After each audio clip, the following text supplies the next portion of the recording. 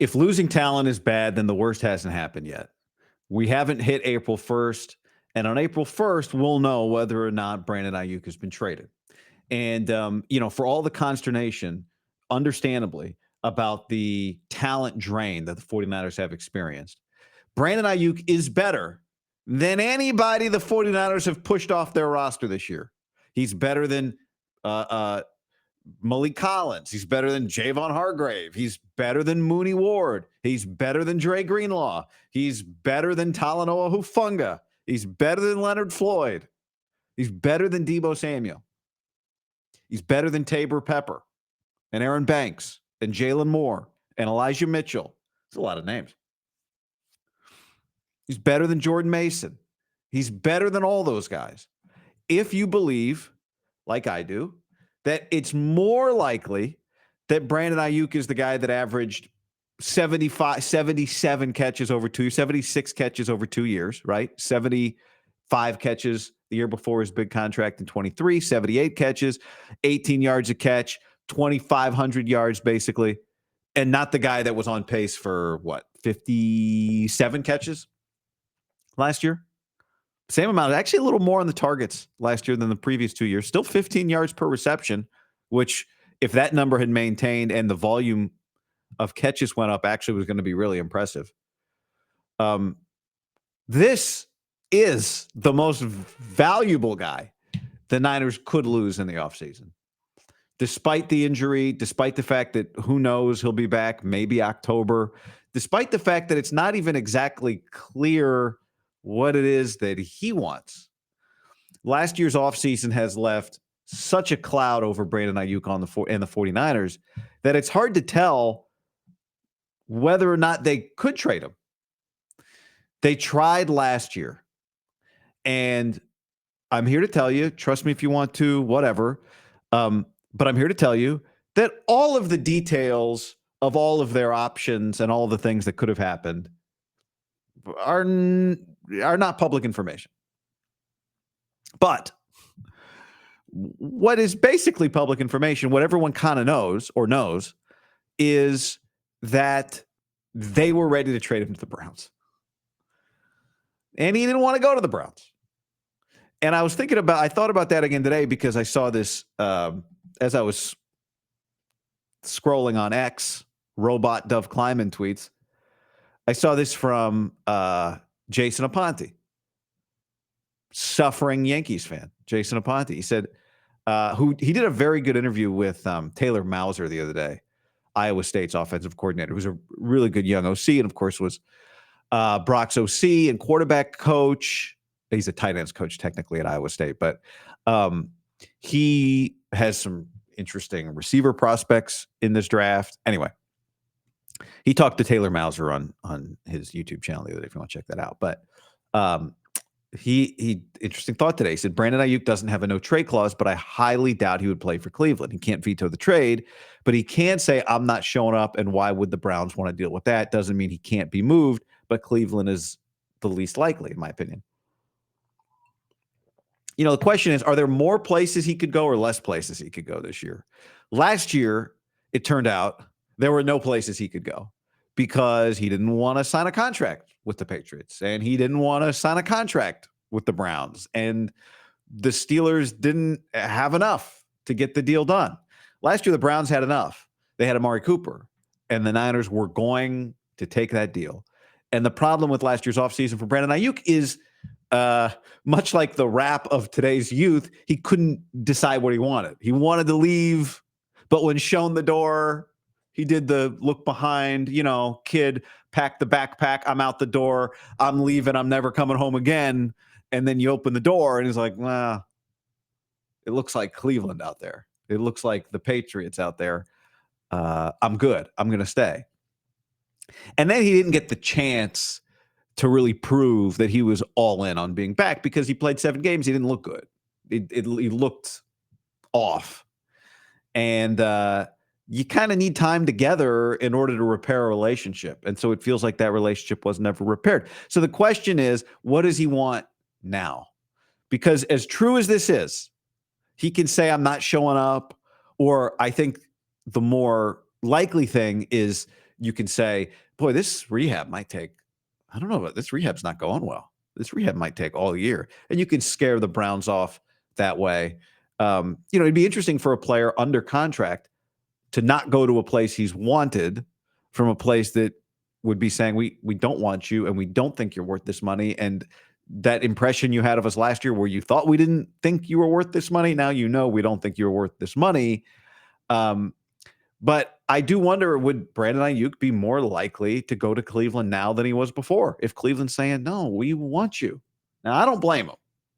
As much as this feels like a mess for the 49ers, the Browns are a perpetual mess.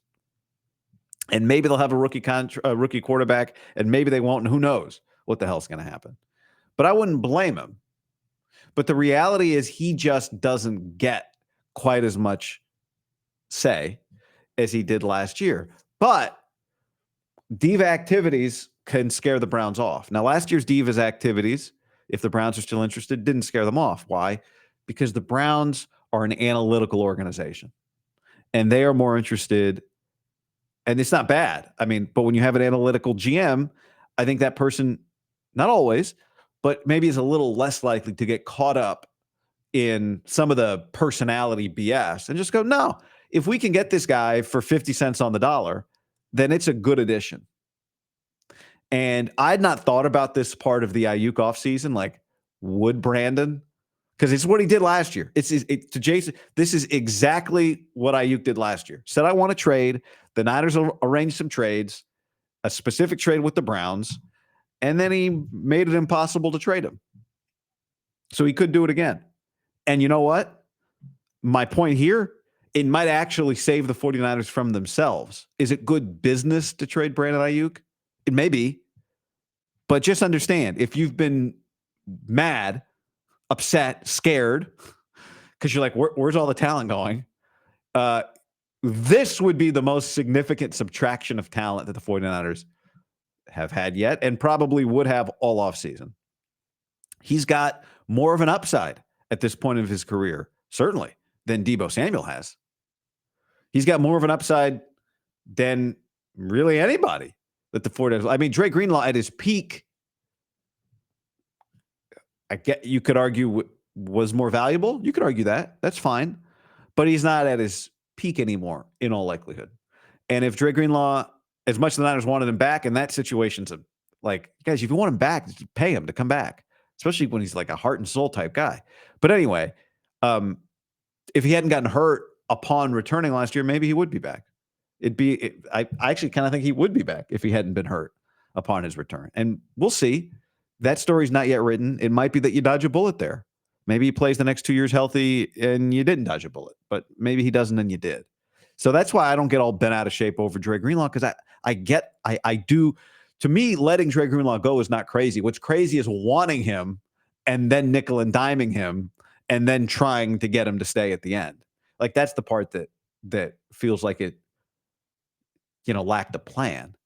But with Aiyuk, like this idea that, well, it will just replace his production with Ricky Pearsall's. I mean, maybe, Brandon Aiyuk was 2 years younger in his rookie season than Ricky Pearsall. So when Aiyuk showed up with a 40-inch vert and a 4.5 40,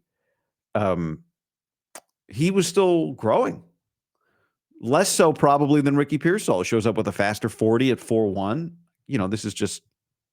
This is not football. This is just what's timed, and a better vertical than Brandon Aiyuk, 2-inch better vertical. But is probably has less ceiling between what he is and where his development might be. Now, I think the end of the year should give people some optimism about Ricky Pearsall, but I just think Brandon Aiyuk had proven so much, had created such what seemingly they lost it, but they can get it back. Chemistry with Brock Purdy. To me, the measurement on Aiyuk that really translated, and that's where you kind of watch Ricky Pearsall going, what is the speed going to translate? Is the vertical going to translate?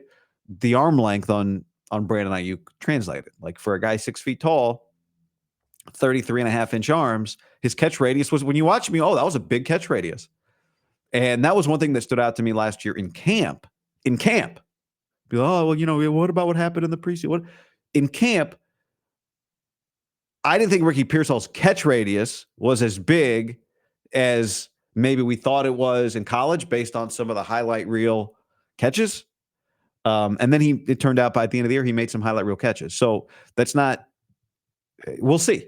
We'll see. The point is just, we'll see. But my takeaway preseason watching Ricky Pearsall was like, oh, he's got shorter arms than Aiyuk. He's got a better vert. But I think your vertical comes into play less as a receiver. Your arm length comes into play on every single catch. Some of those middle of the field crossing routes where you just got to reach out and snag it. Like Aiyuk does that stuff. And I think his arm length played. So anyway, the point is, and the other one that really stands out when you go back and look, I don't know what the numbers are now, but Aiyuk bench press 11 times at his combine. Ricky Pearsall bench press 17. In theory, stronger, but again, he was 2 years older at that point. Will Ricky Pearsall play stronger than Brandon Aiyuk? The evidence is not there yet that he will. So still a lot to be figured out. And then there's these combine stats are not the be all end all. Like Pearsall's a faster 40, but a slower 10-yard split. Anyway, the point is that Aiyuk had Aiyuk had more development to do, and he did it. And will Ricky Pearsall become the Brandon Aiyuk replacement if Brandon Aiyuk is gone? Well, the odds are just not good.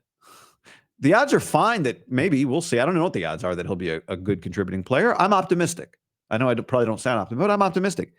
But if the odds are ever with any player, will they turn into a top 10 receiver? Which Brandon Aiyuk was.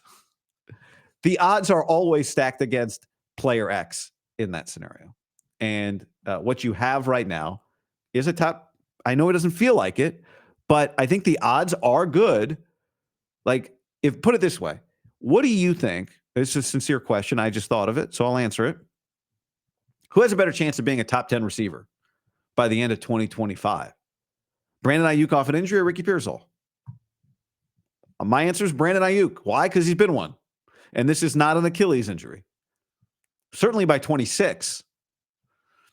When he'll be 28 years old. Brandon Aiyuk turned 27 a week ago. So I guess he'll be 27. Yeah, he'll be 28 next year. So still in his prime, a full year off of an injury. I'm not banging the table saying this money you paid Brandon Aiyuk, the deal's so good you got to keep him. I just want people to recognize, like, tears over Dre Greenlaw, fine, but the guy you want to push out's a better player now. The odds are that I can't say that definitively, but that's what I think. That's what I believe. He'll be a better player. Whatever you're going to pay Brock Purdy, whether it's a team-friendly deal or it's not a team-friendly deal, whatever you're going to pay Brock Purdy, his odds of his chances to succeed are better if Brandon Aiyuk is among his receiving core than if his receiving core does not include Brandon Aiyuk. I just want people to acknowledge that. I know he's pissed a lot of people off. I know he's rubbed a lot of people the wrong way. I know he's getting paid too much money. I know he's hurt. I know all of those things. But just play the odds. Who's more likely to be a top 10 receiver in 2026? Aiyuk. Well, a guy we can get a 5th round pick for him. Okay. Fine.